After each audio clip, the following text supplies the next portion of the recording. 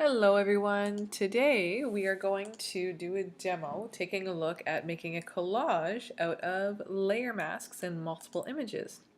So we see here that this awesome poster for Friday the 13th is actually really only made up of, looks like 6 layers. 1, 2, 3, 4, 5, 6, 7 layers. Alright, so to start things off, make sure that you have the following files open. I'm going to close this demo right now because we're going to be starting fresh.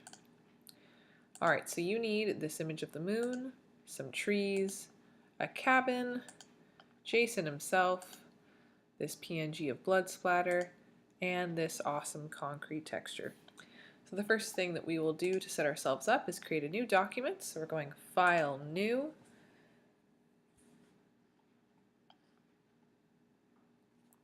And as per usual, we are going to be working with an 8.5 by 11 document, and the orientation, so this is going to be a tall document. It'll be standard 300 pixels per square inch. Good, good, good. Let's see if we can choose the color. And now the color that I actually want you guys to use, if you double click on this white square here, your color picker is going to open up. And where we see this little number sign down here, this is where we can input a color code. And the color code that I want you guys to put in is 24242C. And you can see that little circle was looking for the number until I finished it. And this is the color that we want, so we are going to click OK. And then we are going to click Create. Wonderful. Alright, so we got this really dark square here. Excellent. Now we're going to go over to our moon document. With the move tool, we are going to click and drag the moon onto our new document. Awesome. We're going to position it so it's at the top of our page. It brought in a bit big, so we're going to transform using Command T. Hold Shift to maintain the proportions. Good, and just position it so that it's at the top of your page. I'm going to shrink this down so it's as wide as the actual document, and maybe a bit bigger. It's at the top, and keep the moon kind of in the upper right corner. And hit enter when you are happy. Now we're going to add a layer mask, so open your layers panel. Remember, if you can't find your layers panel, you can always go to window for any of your missing windows. And now layer 1 we're going to rename moon, because labeling is always very helpful. And we're going to add a layer mask just down here. Now remember that with layer masks, white on a layer mask means that any area covered in white is revealing that part of the image. So this entire mask is white, which means that we are able to see all of the image associated with it, which is the moon. But if we were to paint with black on this mask, it would hide part of the respective image. So we are going to use the gradient tool to fade out this moon here. So I'm going to grab the gradient tool. It's underneath the paint bucket, so you can right click on that tool, go to the gradient tool, and make sure that your gradient is set to go from black to white. So for the gradient sample up here, make sure it's from black to white. Lovely. Now the gradient tool is actually pretty interesting, and to give this demo, I'm going to hold down Alt and just click on the mask. This is just to show you guys the tool. So up here you can see that my gradient is going to start with black and end with white with a transition in the middle. Now to lay down a gradient, where you first click and hold is where the first color begins, and where you let go is where the next color fully starts. So the area between where I started and where my mouse is now will be the transition area between the two colors. So you see that whole area that was in between my clicks is now the transition from black to white. Now if I clicked and dragged a much smaller space, we can see the transition area is much tighter. If I clicked and dragged from the bottom to the top, the transition area is going to be the entire length of this line. See how it transitioned the entire time? So our goal with the moon right now is to simply make the edge of it less crisp. So let's click Alt and click on our layer mask to be able to see our moon again. And now let's play around with clicking and dragging to fade out that baseline. So I'm actually going to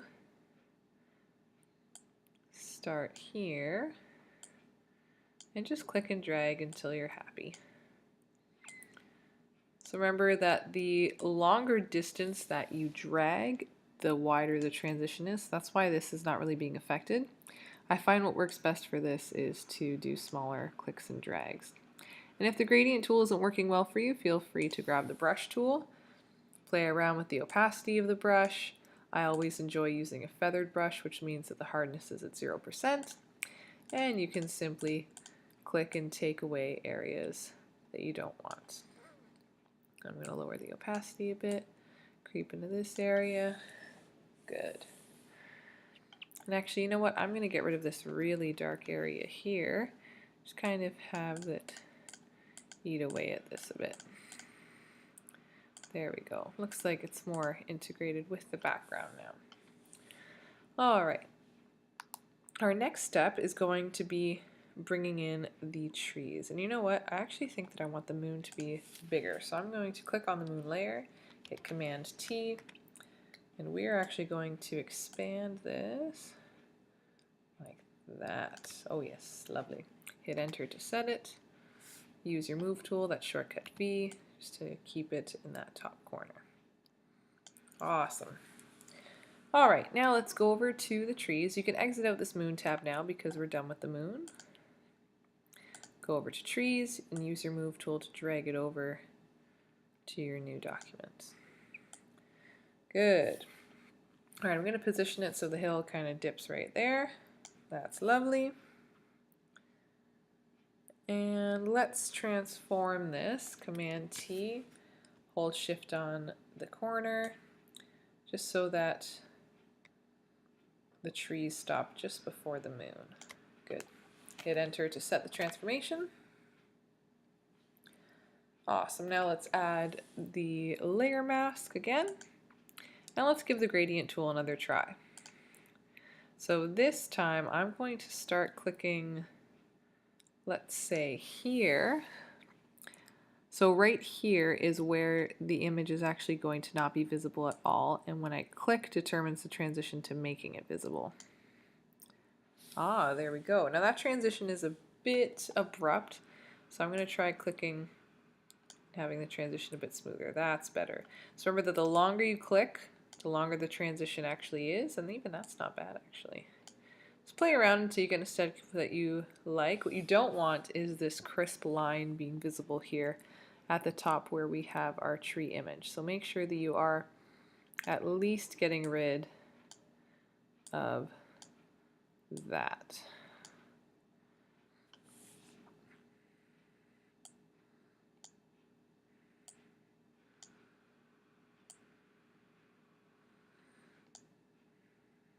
And remember, you can always use your brush tool to neaten things up a little bit.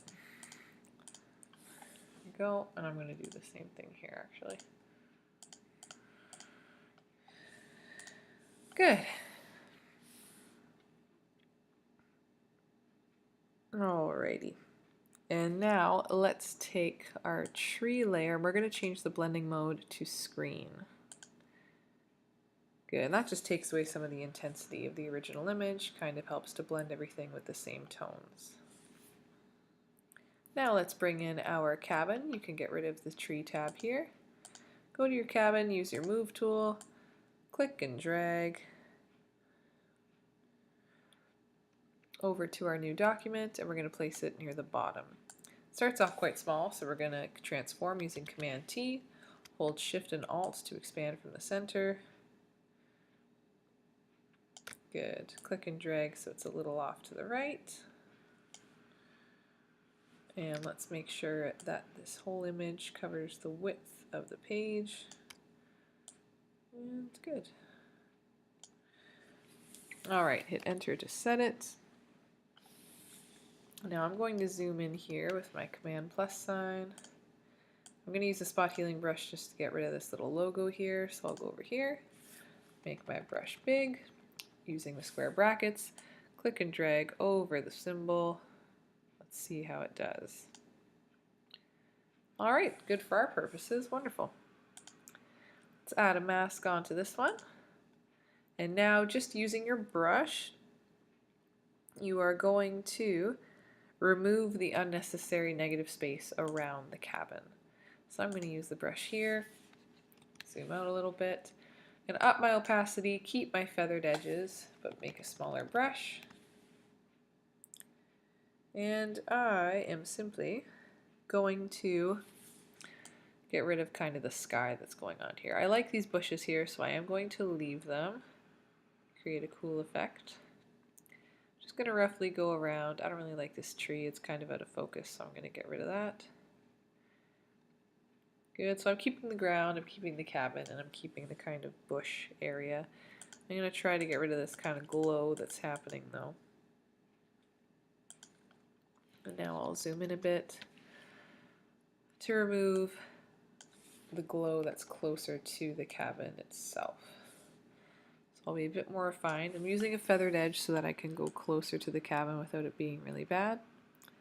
Now remember that we're making a collage, so we're not overly intent on making a perfectly composed scene, but we do still want the piece to look unified in a stylistic sense. So let's see here. You can see that part of the cabin is a bit transparent. That was probably from my first attempts at removing parts of the image. Don't like that. Let's get rid of this negative space in here. Keep things uniform. Zoom in closer. Take your time with this. It's always good practice, but don't worry about getting it perfect. I'm just being nitpicky right now. Get used to using those shortcuts. Being able to change the brush size using the square brackets is quite helpful with having you work quickly. Go, get rid of the glow up here. And let's zoom back out, Command minus sign.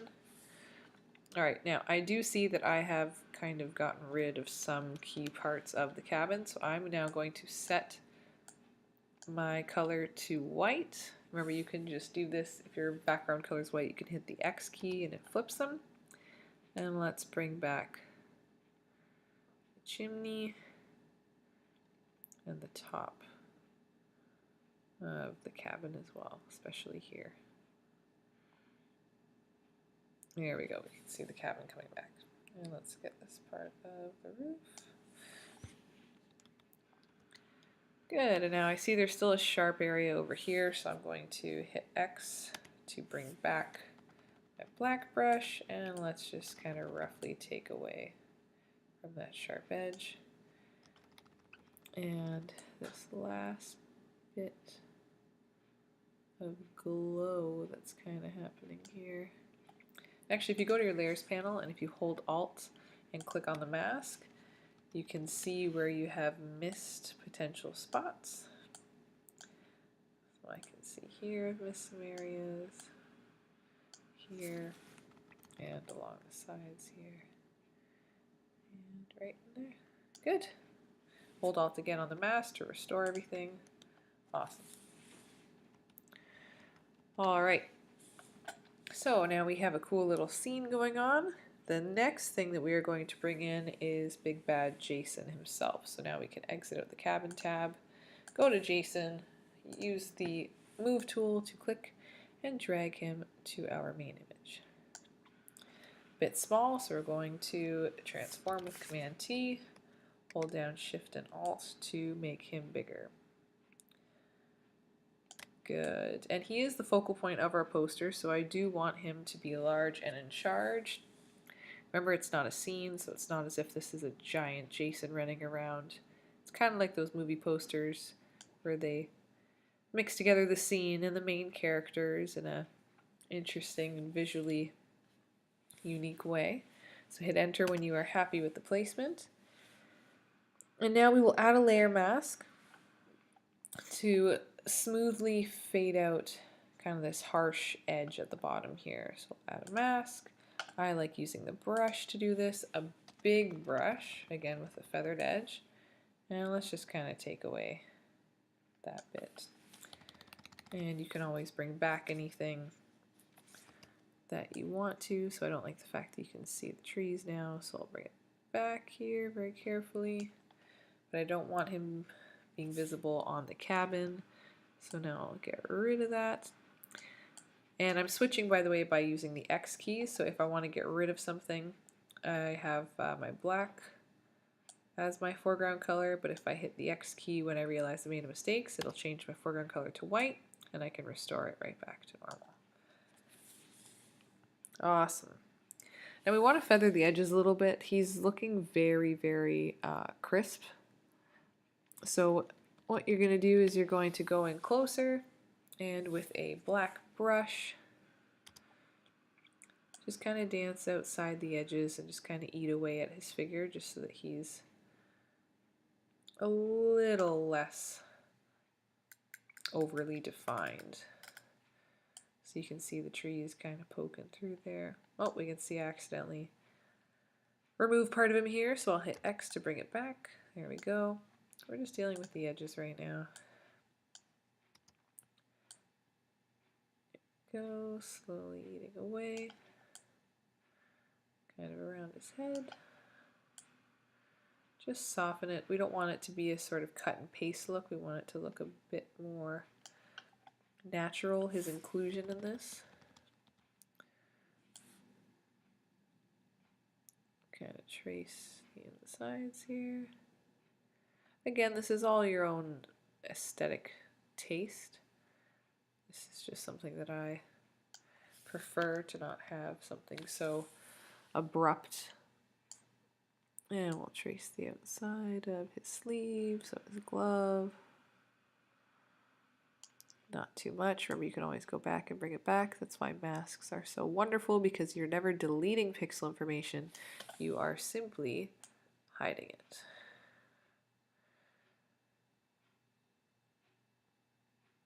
Alright, so it looks like I ate away part of his arm, so I'll bring that back. There we go. Alright, lovely.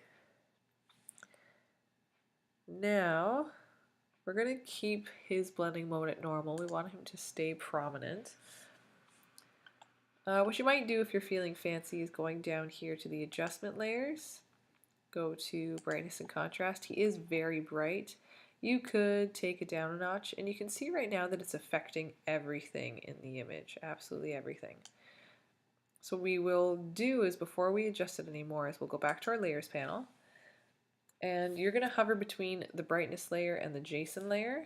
You're going to hold down Alt, and you're going to see this icon pop up with a little bent arrow, and holding Alt you will click. And now this layer only affects the layer that it's directly above. So if you double click on this little brightness contrast icon again, we can play around with the lightness and darkness, and we can bring him down a bit. No need for too much. Play around with contrast until you are happy. Back to your layers panel. Good. Take a moment to label your layers. We slacked on that. Trees, cabin, Jason. Lovely. Alright, so now we can exit out of Jason, and now let's go grab that blood splatter with our move tool. Click and drag. Let's put this splatter kind of in the corner here. Oh, now be careful of this. So whenever you're bringing in a layer, it always lands on top of the last layer that was active, and that was our Jason layer. So we're actually just going to click and drag this above all other layers. And it came in very small, and it's still linked to the layer below it. So to unlink, you just have to hold down Alt, hover between the two areas, and click when you see this icon. There we go. There's our blood splatter. Command T to transform. Hold down Shift and Alt to make it bigger. Don't worry if it's pixelated when you first expand. When you hit Enter, the resolution will return to normal, or close to normal. Hit Enter, and that's not so bad at all. Now let's see if we can get this to blend a bit more naturally. Let's go ahead and change the blending mode to, let's try soft light. There we go, that's not bad. What if we did screen? Ooh, that's very bright. I'm going to go back to soft light. And we can lower the opacity a bit. There we go. Subtle, still effective. And now we are going to add some texture to this piece. Textures are something that I very much enjoy. They add a great dimension to the work. What I have here is this kind of concrete texture looking image, and we're going to click and drag it over to our JSON demo and drop it. And I want you to transform it, rotate it so that it's the length of the actual image, and stretch it so that it covers everything.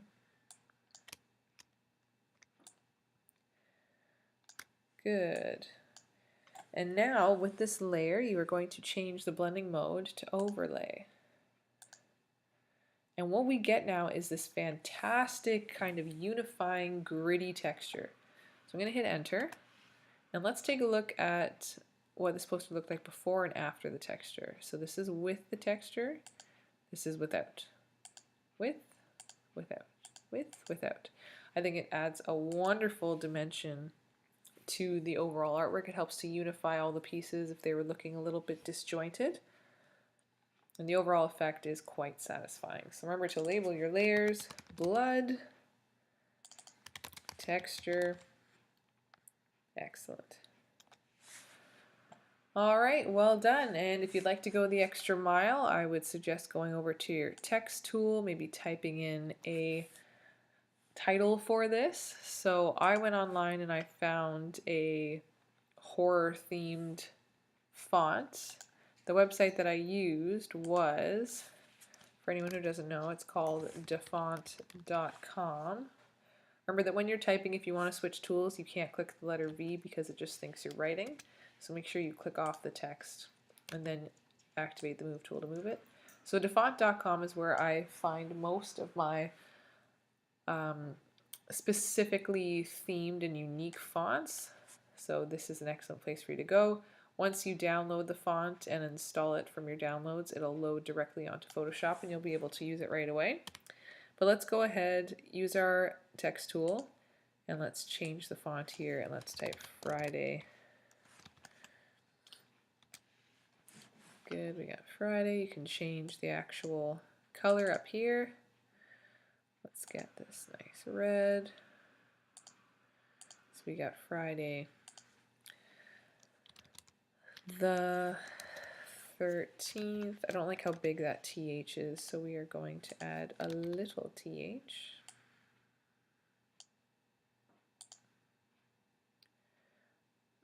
Let's see, again, T, let's make it littler.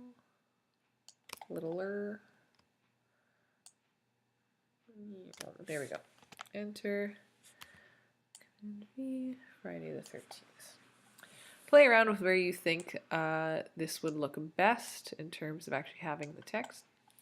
By the way, when you're moving things, over here you'll find an auto select button, and with this activated, any layer that you actually click becomes the one that you are using.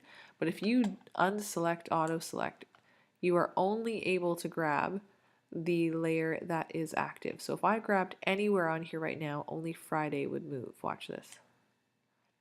I'm clicking not even anywhere near it, but it's only recognizing that layer. So Friday the 13th.